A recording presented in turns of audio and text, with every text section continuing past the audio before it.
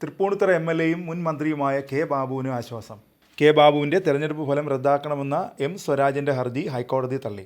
മതചിഹ്നം ഉപയോഗിച്ച് K Babu vote തേടിയെന്നായിരുന്നു ഹർജിയിലെ ആക്ഷേപം. Justice PG. അജിത് കുമാറിൻ്റെ ബെഞ്ചാണ് വിധി പറഞ്ഞത്.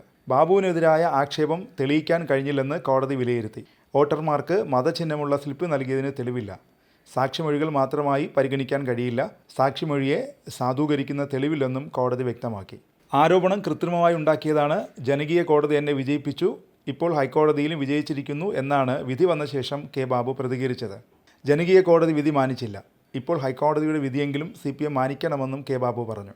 തൃപ്പൂണിത്തുറ മണ്ഡലത്തിൽ നിന്ന് കേരള നിയമസഭയിലേക്ക് വിജയിച്ച കെ ബാബുവിൻ്റെ തെരഞ്ഞെടുപ്പ് ചോദ്യം ചെയ്താണ് CPM സ്ഥാനാർത്ഥിയായിരുന്ന എം സ്വരാജ് ഹൈക്കോടതിയിൽ ഹർജി നൽകിയത്. ജനപ്രാതിനിധ്യ നിയമപ്രകാരം തെരഞ്ഞെടുപ്പ് അഴിമതി നടത്തിയെന്നും തെരഞ്ഞെടുപ്പ് ഫലം അസാധുവാക്കണമെന്നുമാണ് ഹർജിയിൽ ആവശ്യപ്പെട്ടത്. വോട്ടർമാർക്ക് നൽകിയ സ്ലിപ്പിൽ കെ ബാബു ശബരിമല അയ്യപ്പൻ്റെ ചിത്രം ഉപയോഗിച്ചതടക്കമുള്ള വിഷയങ്ങളായിരുന്നു പരാതിക്ക് ആധാരം. പ്രചാരണത്തിലും അയ്യപ്പനെയും മതത്തെയും വിശ്വാസത്തെയും ദുരുപയോഗം ചെയ്തെന്നും ആരോപിച്ചു. അയ്യപ്പൻ്റെ ചിത്രം ഉപയോഗിച്ച് തെരഞ്ഞെടുപ്പിൽ കെ ബാബു വോട്ട് പിടിച്ചു. കെ ബാബു തോറ്റാൽ അയ്യപ്പൻ തോൽക്കുന്നതിന് തുല്യമാണെന്ന് കാണിച്ച് മണ്ഡലത്തിൽ പ്രചാരണം നടത്തിയെന്നും കെ സ്വരാജ് കോടതിയിൽ വാദിച്ചു.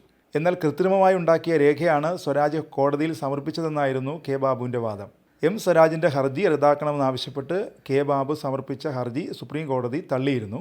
സ്വരാജിൻ്റെ ഹർജി നിലനിൽക്കുമെന്നും ഹൈക്കോടതിയിലുള്ള ഹർജിയിൽ നടപടികൾ തുടരാമെന്നും സുപ്രീം കോടതി ഫെബ്രുവരി 12 പുറപ്പെടുവിച്ച ഉത്തരവിൽ വ്യക്തമാക്കിയിരുന്നു.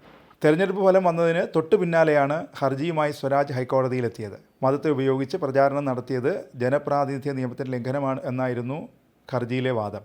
പ്രചാരണ സാമഗ്രികളുടെ ചിത്രങ്ങളടക്കം തെളിവായി കോടതിയിൽ സമർപ്പിച്ചു. കേസ് നിലനിൽക്കില്ലെന്ന് ചൂണ്ടിക്കാട്ടി കെ ബാബുവും കോടതിയിലെത്തി.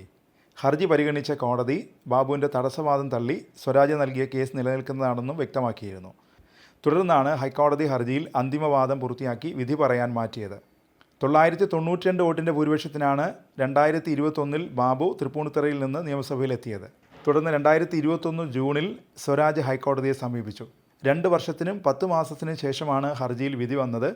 തൃപ്പൂണിത്തുറയിൽ 1991 മുതൽ 2011 വരെ തുടർച്ചയായി 5 തവണ വിജയിച്ച കെ ബാബു 2016 എം സ്വരാജിനോട് പരാജയപ്പെട്ടിരുന്നു.